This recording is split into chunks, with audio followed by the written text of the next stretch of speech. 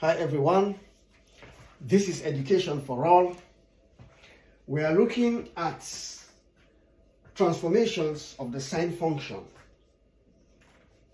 and in particular we are trying to sketch the graph of y equals 2 sine x. This time y equals 2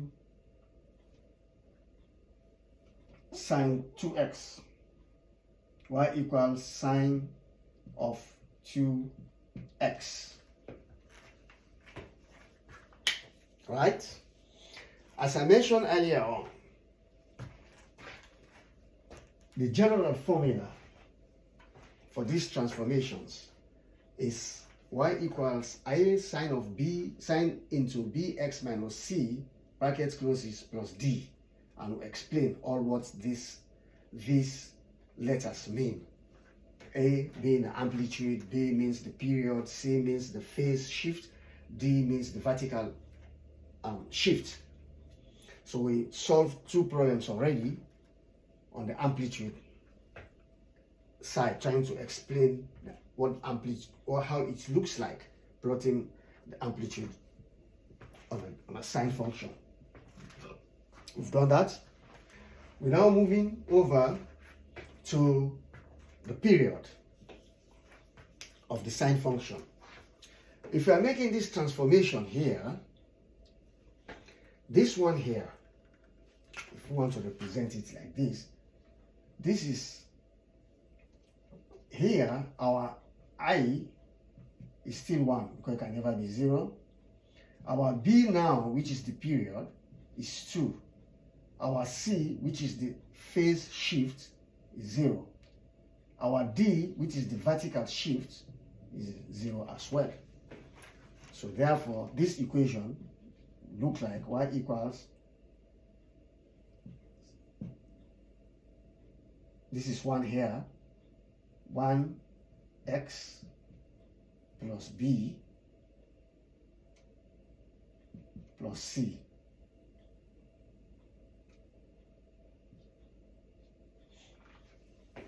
If you like, this is how it looks like. This one, but 2 here, sorry, 2x, because we have 2. So this is how it looks like.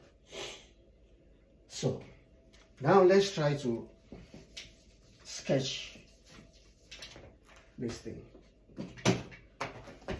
But before we go further, this is sine x, this is sine 2x. So what does this tell you?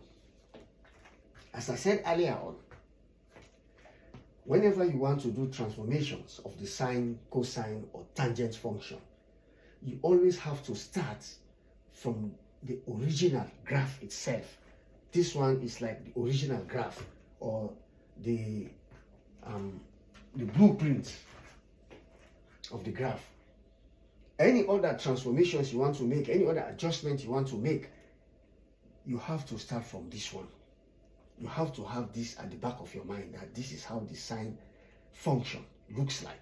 So if other things are added to it, this one here is this one. This is one is being represented graphically like this. So if any other things are added to this, they put like 3 here, 2 here, plus something here. You have to start from this. This is where you go to make those adjustments from this graph. So now, this was y equals to sine x. This is y equals to sine x.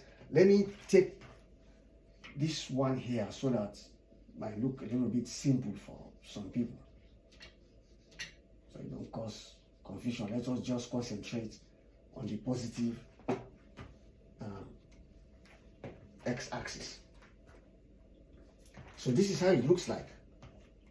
You can extend this to the other side. We'll start from 0 to infinity here.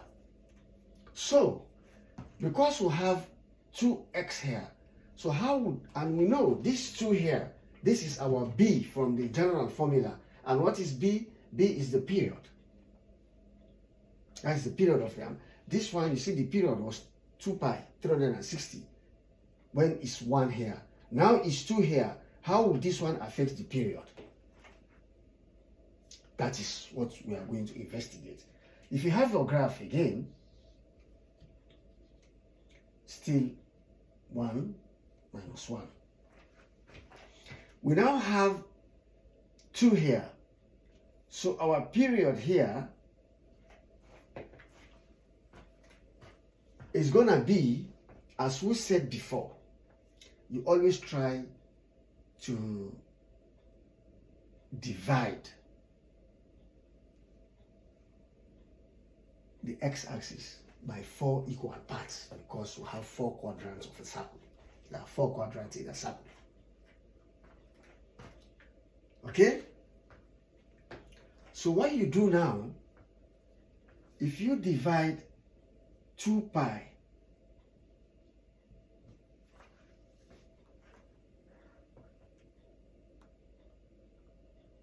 by 4, 2 pi, they are given the formula here. The period is 2 pi over b. So you have b, in this case, is 2. So 2 pi over 2, what will you get? You get pi. So you get pi here. That is now going to be the period of your new graph, or its transformation of the sine function. The formula here, this is for period, is given as 2 pi divided by the absolute value of b. And b, in this case, is 2. So 2 pi over 2, you get pi. So your period is pi. So what that means, what you want, your 1 revolution is now going to fit here. Instead of 360 degrees, it's now going to fit 180 degrees, your 1 revolution. That's what it means. So you now have to divide this into 4 equal parts. So if you divide it in the middle here, pi divided by 2, you get pi all over 2. So you need 1 here and another 1 here. Mind you, this is 0. So now if you divide pi over 2 and pi, if you find their midpoints, what will be their midpoints? What you do, you add pi all over 2 plus pi. So this will give you pi all over 2 plus 2 pi all over 2. So this is 3 pi over 2. So the midpoint here is 3 pi all over 2.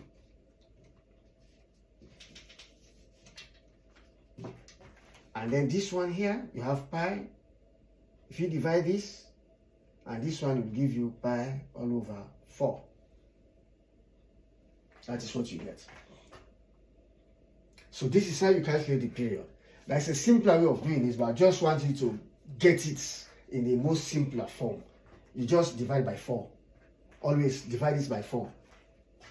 That's what you do. You just divide this by 4. Once you get your period, you just divide this by 4. And then you put those values there. So what that means now, let's still have our guide here and our guide here. You start from 0. It will go up here. It will strike here. It comes this one here. It will pass through here. And then it will come and touch here. And then it will stay here. So our graph will look like this way, and this way. So this is the graph of y equals sine 2x. Here was pi over 2, 90 degrees. It's maximum of 1 at 90 degrees. Now it's maximum of plus 1 at 45 degrees. It passes through is 0 at 180 degrees. Now it's 0 at 90 degrees. It's minus 1 at 270 degrees. Again, minus 1 here at 270 degrees. It's 0 at 2 pi, now 0 at pi. Pi is 0. So can you see the difference when you change the period? Thank you for watching. Bye-bye.